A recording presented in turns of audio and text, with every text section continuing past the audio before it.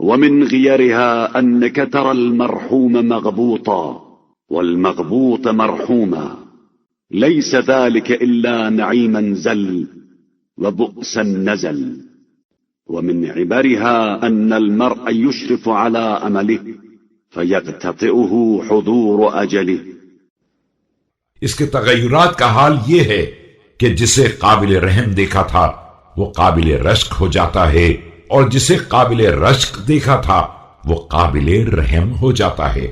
گویا ایک نعمت ہے جو زائل ہو گئی اور ایک بلا ہے جو نازل ہو گئی. اس کی عبرتوں کی مثال یہ ہے کہ انسان اپنی امیدوں تک پہنچنے والا ہی ہوتا ہے کہ موت اس کے سلسلے کو قطع کر دیتی ہے. فلا أمل يدرك ولا مؤمل يترك، فسبحان الله ما أغر سرورها وأظمأ ريها وأضحى فيئها، لا جاء يرد ولا ماض يرتد.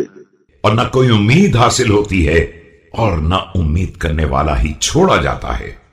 اے سبحان اللہ، اس دنیا کی خوشی بھی کیا دھوکہ ہے، اور اس کی سیرابی بھی کیسی تشنا کامی ہے، اور اس کے سائے میں بھی کس قدر دھوپ ہے. نہ یہاں آنے والی موت کو واپس کیا جا سکتا ہے اور نہ کسی جانے والے کو پلٹایا جا سکتا ہے. فسبحان اللہ ما اقرب الحي من الميت للحاقه به وابعد الميت من الحي لانقطاعه عنه. انه ليس شيء بشر من الشر الا عقابه، وليس شيء بخير من الخير الا ثوابه.